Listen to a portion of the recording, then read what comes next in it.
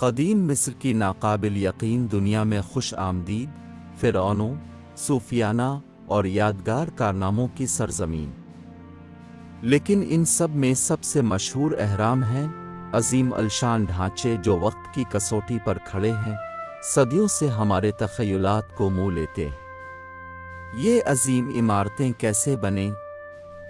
پرانی بادشاہی کے زمانے میں بنائے گئے اہرام فرعونوں کے لیے مقبرے کے طور پر کام کرتے تھے، جو بعد کی زندگی پر یقین رکھتے تھے۔ سب سے مشہور اہرام گیزا کا عظیم اہرام تقریباً 2580 قبل مسیح میں فرعون خوفو کے لیے تعمیر کیا گیا تھا۔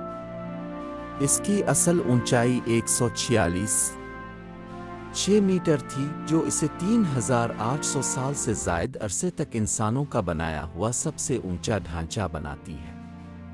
لیکن انہوں نے یہ شاندار ڈھانچے کیسے بنائے؟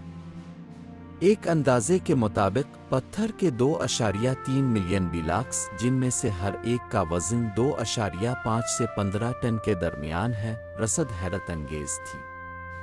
عام خیال کے برعکس یہ صرف غلام ہی نہیں تھے جنہوں نے اہرام تعمیر کیے تھے۔ ہنرمند کارکنوں کو ملازمت دی گئی، کھانا کھلایا گیا اور قریب ہی رکھا گیا۔ انہوں نے ٹیموں میں کام کیا اور ممکنہ طور پر قومی فخر کے مضبوط احساس سے متاثر تھے۔ جیسے ہی گیزا سطح مرتفع پر سورج غروب ہوتا ہے، سائے ماضی کے رازوں کو سرگوشی کرتے ہوئے پتھروں پر رقص کرتے ہیں۔ اہرام انسانی کوشش اور آسانی کا ثبوت ہیں، متاثر کن خوف اور حیرت۔ ان کی تعمیر اسرار میں ڈوبی ہوئی ہے، جس کی وجہ سے بہت سے لوگ استعمال کیے جانے والے طریقوں کے بارے میں قیاس آرائی کرتے ہیں، ریمپ سسٹم، لیورز، یہاں تک کہ کھوئی ہوئی ٹیکنالوجیز۔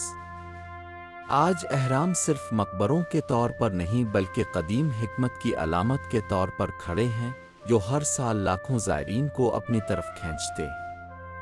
وہ ہمیں ایک ایسی تہذیب کی یاد دلاتے ہیں جس نے لافانی ہونے کے لیے جدوجہد کی، ایک ایسی میراث چھوڑی جو ہمارے تجسس کو بھڑکتی رہتی ہے۔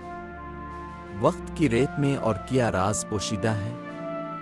اس سفر میں ہمارے ساتھ شامل ہوں، کیونکہ ہم قدیم مصر کے عجائبات کو دریافت کرتے ہیں۔